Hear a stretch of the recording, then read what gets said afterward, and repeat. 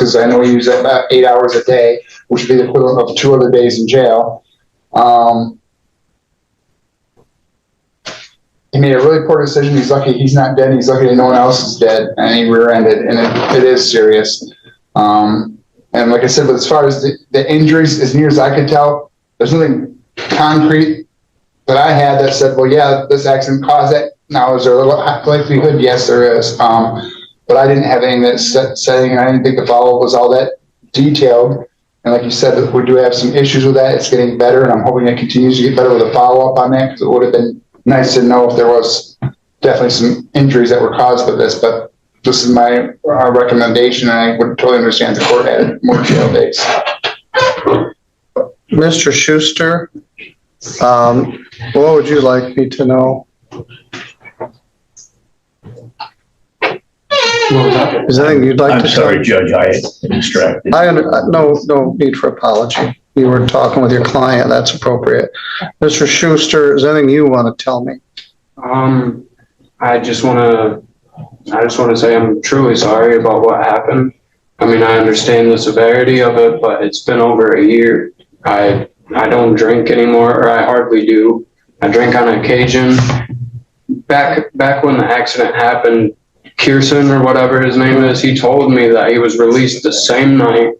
He was beat up by the police 2 years prior because he had fled and eluded and done this and that, which is what caused the nerve damage. That's what caused the nerve damage. I was never told that he was more injured or anything from that.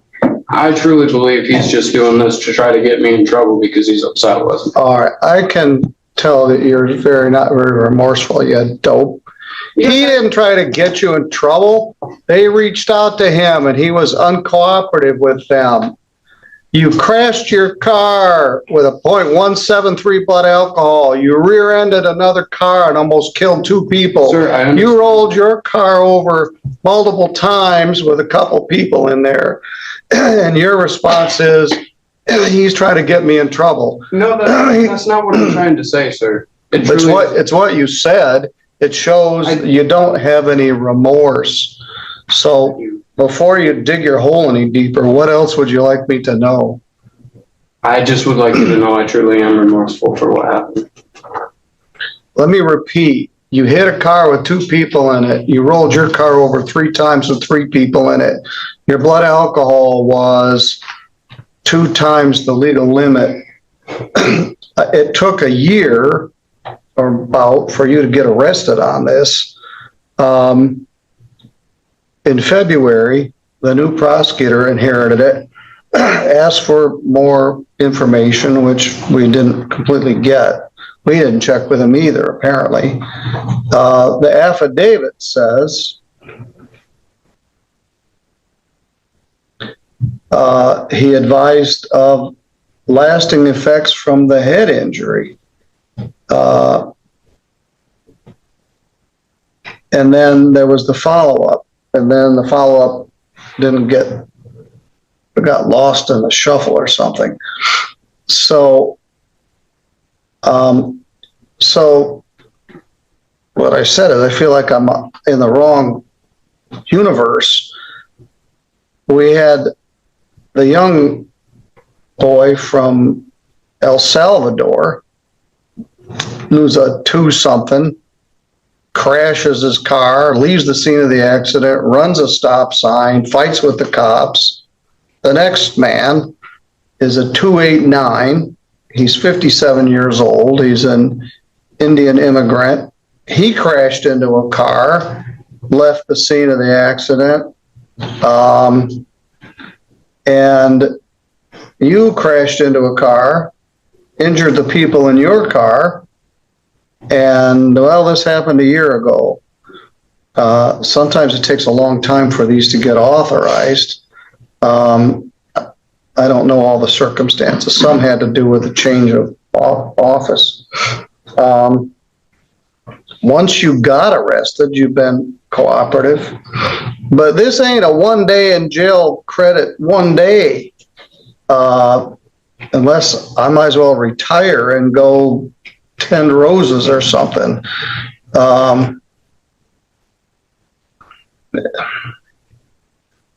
So I'm not sure what is the right answer. You're 22, 23, yes, sir. 23, but you do what 23-year-olds do. The young boy from El Salvador went out and got drunk and then drove his car. It's like, well, of course. You drink way too much at a party, and then when you get to that point, you lose your judgment. It's like, well, I can drive. You had to drive all the way from Kalamazoo to where you were, where you finally crashed into the back end of this other car.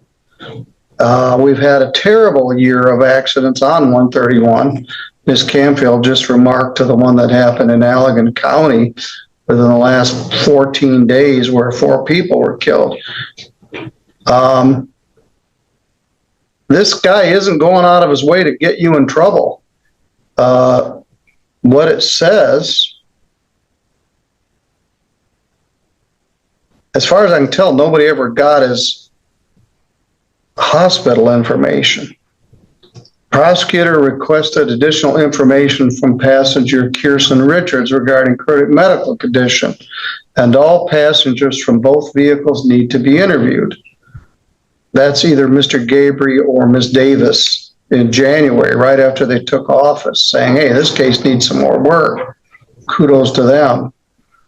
In February, contacted Kirsten's parents to receive call from him concerning his medical status. Parents seemed to be uncooperative. Contacted parents of subject taken to hospital after crash. Interview of subject requested by the prosecutor's office. So they wanted to know what the guy had to say. And he says it's all gotten worse since the crash. But it wasn't like he was like, hey, please interview me. Now, who's this? Anything else that you want to tell me? Not much, sir. Are you working somewhere now? Yes, sir. All right, where is that? I'm working for my father doing home repair. And, all right, that's what he said. You do drywall? I do everything, really. That's for sure. Well, you're going to lose your driver's license as a result of this. There's nothing I can do about it. I understand that.